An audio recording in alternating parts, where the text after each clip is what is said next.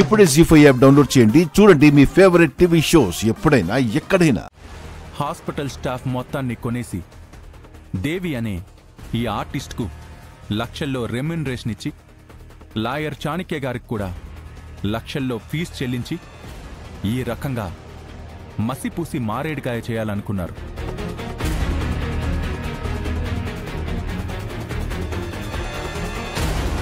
Lucky పాప ఈ దేవి alias Parvati గారికి పుట్టిన పాప కాదు.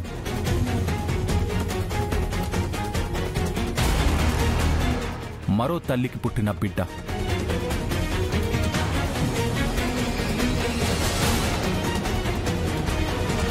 ఆవిడ ఎవరో మిత్ర గారి ఎస్టేట్ మేనేజర్ భాస్కర్ గారికి మాత్రమే తెలుసు.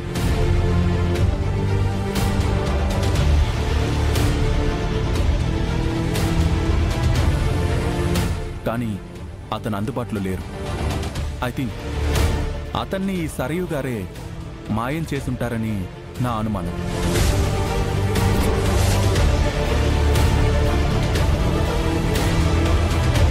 బిజినెస్లో మిత్రని ఓడించలేక ఎమోషనల్గా డౌన్ చేయడానికే సరయు గారు ప్లాన్ చేసి ఇంత కథ నడుపుంటారు your honour.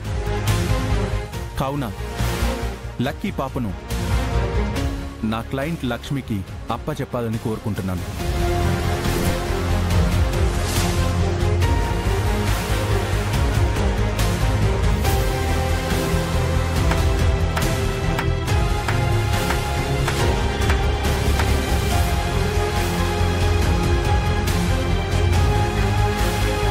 Well done mister Arjun.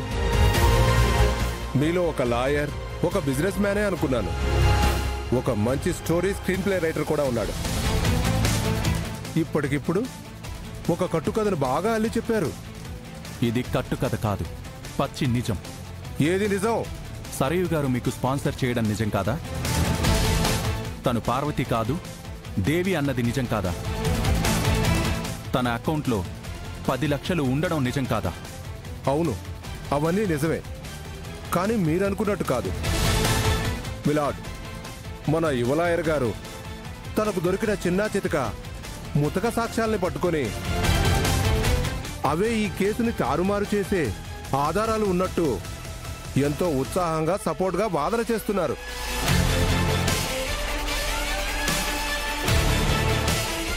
వారు చెప్పింది కొంతవరకు వాస్తవమే, కానీ పూర్తిగా నిజం కాదు. నా క్లయింట్ పేరు పార్వతి కాదు, దేవి అన్నారు. నిజమే, బ్యాంక్ అకౌంట్లో తన పేరు దేవి అని మాత్రమే ఉంది. కానీ తన పూర్తి పేరు పార్వతీ దేవి. అందుకు ఐడి కార్డే ఆధారం.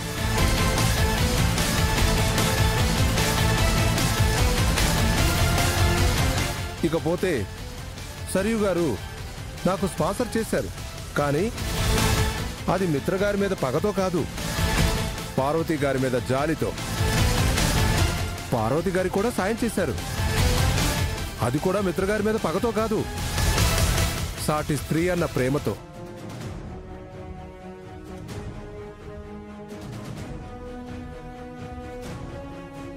ఇకపోతే పార్వతి టైలర్ కాదు, యాక్టర్ అని చెప్పారు.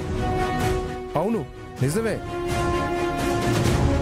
తనొక అడపాదడపా వేషాలు వేసుకునే సీరియల్ ఆర్టిస్ట్. అది నేరం కాదు కదా యువర్ ఆనర్.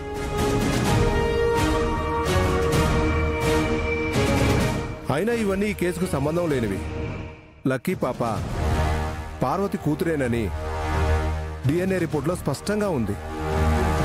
తల్లి బిడ్డల రక్త సంబంధం గురించి తెలియజేసేది వారి డిఎన్ఏనే కదా.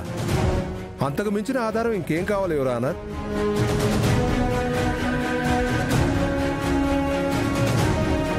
కావున పాపను తన కన్న తల్లికి అప్పగించవలసిందిగా సవినయంగా కోర్టు అని కోరుకుంటున్నాను your honour. That's all your honour. ఈ కొత్త క్యారెక్టర్ ఎవరు మనీషా? అదే తెలియడం లేదాంటీ. అసలు తనని చూసి పార్వతి ఎందుకు భయపడుతోంది?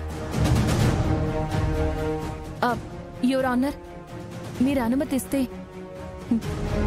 పార్వతిని డాక్టర్ గారు ఎదురుగా నిలబెట్టి 2 ప్రశ్నలు అడగాలి. ప్రొసీడ్. పార్వతి గారు, సారీ, పార్వతి దేవి గారు, మీరు పాపని ఎప్పుడు కన్నారు? అది అది డిసెంబర్ 10, 2017 వర్షం కురిసిన రాత్రి మున్నార్ హాస్పిటల్లో 8-9 గంటల మధ్యలో పార్వతి జన్మనిచ్చింది. బాగానే గుర్తుపెట్టుకున్నారు లాయర్ గారు. పార్వతి గారు, మీకు గతంలో ఒక యాక్సిడెంట్ అయింది, ఎప్పుడైందో చెప్పగలరా? అది నాకు సరిగ్గా గుర్తులేదు. నాకు గుర్తుంది. 2015 సెప్టెంబర్ 6న. ఇప్పుడు గుర్తొచ్చిందా పార్వతీదేవి గారు? పోనీ అప్పుడు మీకు ట్రీట్మెంట్ చేసిన ఈ డాక్టర్ గాయత్రి గారైనా గుర్తున్నారా?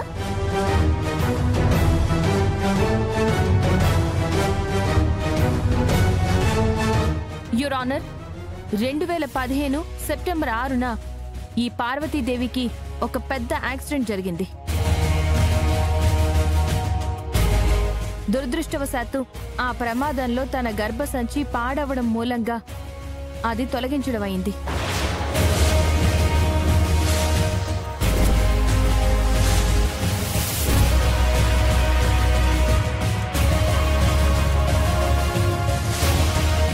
ఎస్ యువర్ ఆనర్, అప్పుడు సర్జరీ చేసిన డాక్టర్ని నేనే. ఆ రిపోర్ట్స్ ఇందులో ఉన్నాయి.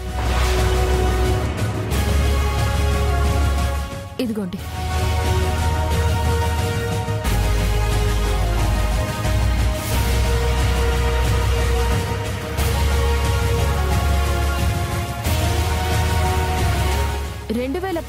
సెప్టెంబర్ 6న పార్వతీదేవి గారి గర్భసంచి తొలగిస్తే 2017 డిసెంబర్ 10న బిడ్డకి జన్మనెలా ఇచ్చింది?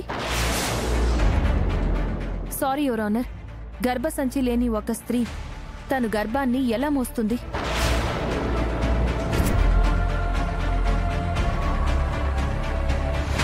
ఇది నేను తనని అవమానించడానికి అనట్లేదు యువర్ ఆనర్. తను అమ్మతనాన్ని అవమానించింది. తనకి పుట్టని బిడ్డకు తనే తల్లిని అనే అబద్ధం చెప్పి ఆ బిడ్డకి అన్యాయం చేయాలనుకుంది. ఒక ఫేక్ DNA రిపోర్ట్ తీసుకొచ్చి కేసుని తారుమారు చేయాలనుకుంది.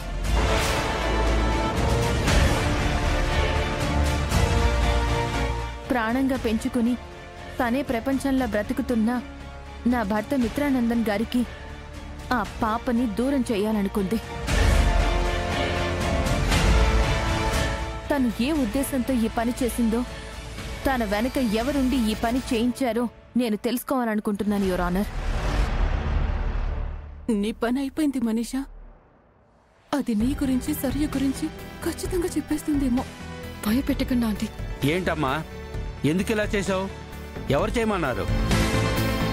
సారీ సార్, క్షమించండి. నీ వెనక ఎవరున్నారో చెప్పు. జీ5 యాప్ డౌన్లోడ్ చేసి అన్ని ఎపిసోడ్స్ పూర్తి ఉచితంగా చూడండి.